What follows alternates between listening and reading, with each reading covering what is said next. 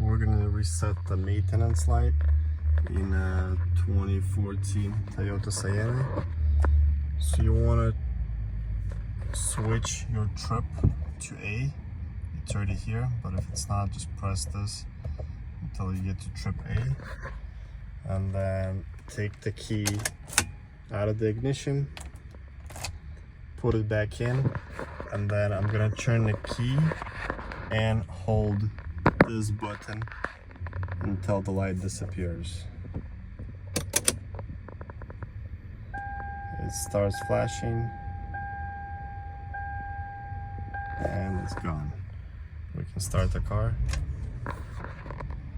No maintenance light, and we are good to go.